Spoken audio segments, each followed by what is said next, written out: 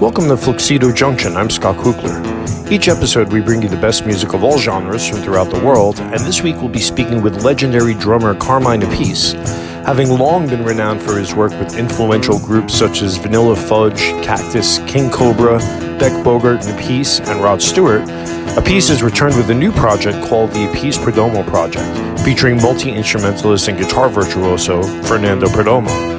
The result is the Cleopatra Records release Energy Overload, and here's the first single from it called Rocket to the Sun, here on Fluxedo Junction.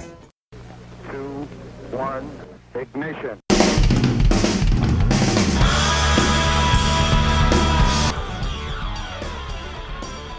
Hi there, is that Carmine? It is, Scott.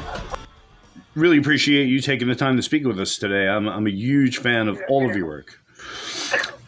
Thank you. And I lived in Long Island for many, many years. Well, apparently, while all the rest of us were locked down during the pandemic, making sourdough bread and watching Netflix, you were making an album, and I'm actually familiar with Fernando's work as well. So it's really a thrill to hear this album. Can you tell us a little bit about putting it all together? Yeah, first of all, I'm amazed that you guys, I've been talking to radio all morning, and a bunch of you guys familiar with Fernando. I didn't realize that people were that familiar with him, but he's an awesome talent. Came about by Tom Dowd's family, the producer. I worked with Rod Stewart. He passed away, and his wife and daughter called me and said, look, we have to find a Fernando Perdomo that Tom was going to work with before he passed away. And he just called us and asked us if he can hook us up with you, if he wants you to play on a couple of tracks of the solo album he's doing. I said, okay, that sounds interesting, because I just started, I put together a studio in my house. We moved to Florida, and I put together a studio in the house. I had the drum set up, the drum sound going, which is learning to engineer, and with my brother Vinny. And so he called me, and he said he'd like to do some stuff, so I sent him a piece of music, which is instrumental, and I said, well, here, send this back to me, let's do it. Send it back, and it was awesome. I put the drums on it, and then we had his friend mixed it, his name Zach, and it came out great. I said, well, let's use some more. And we kept going back and forth. Before you know, we had 18 songs done, and I said, we got to release this, so let me talk to my buddies at Cleopatra. So I put a deal together with them, and we put the deal together, and we have 12 songs on the album. And then we have two covers. One is Do You Think I'm Sexy, done as an instrumental rock, jazz, reggae song, which is totally unique. And then we did Maybe I'm Amazed, which is a guitar instrumental. It sounds like the guitar is crying, And then behind it, we put this lady that sings with Pink Floyd, doing like big gospel vocals, like the news. And it just really, really makes it sound amazing. And the other ones are all 10 are originals. Some of them, I wrote, I started the writing on. Some of them, Fernando started on. Some of them, I just gave him drum tracks. And then we took it from there. We started writing to the drum tracks. And it's been a great experience. And I learned how to work my studio from doing this, Well, the results are incendiary. It's really a great album, and it's not even the only thing that you have out right now, because I know also you were able to finish up a track with the original lineup of Vanilla Fudge as well as sort of a tribute. Yeah. Well, that started out, we were going to do an album. We started it in December of 2019, before COVID.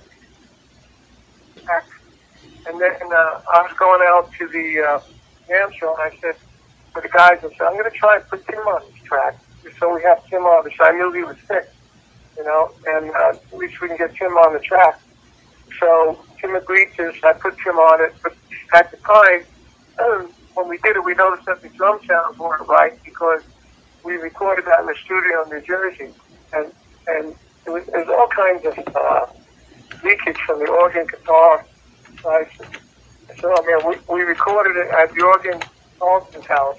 He's a bass player from Dublin Mule. Mm-hmm. Yeah. And he said, man, these drums are good performance, but to listen to the sound, you guys always crap all over the room mics, and I have to redo the drums. At the time, we were living in Connecticut, New York. We had the Connecticut house that was finally sold. We had bought a house in Florida, and we were renovating it. So we moved. When I moved there, I put the studio together. So not until I started working with Fernando, I developed the drum sound, and then I was able to tackle that song. It had him and the original band on it. I redid the drums in my studio.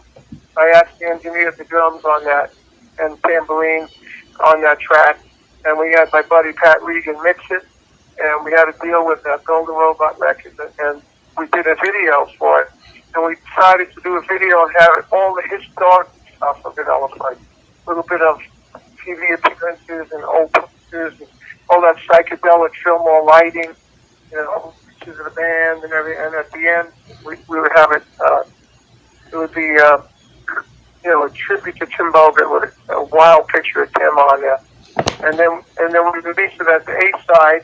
The B-side was a tribute to Tim. That it was a spoken word by me, Mark, and Vinny, and my wife is the radio chick from New York. She's doing podcasts with like documentaries, audio documentaries. So she interviewed us and put this audio documentary together, and that's the B-side of the actual single, Fudge and Old Fudge. And it's been getting a great reaction everywhere.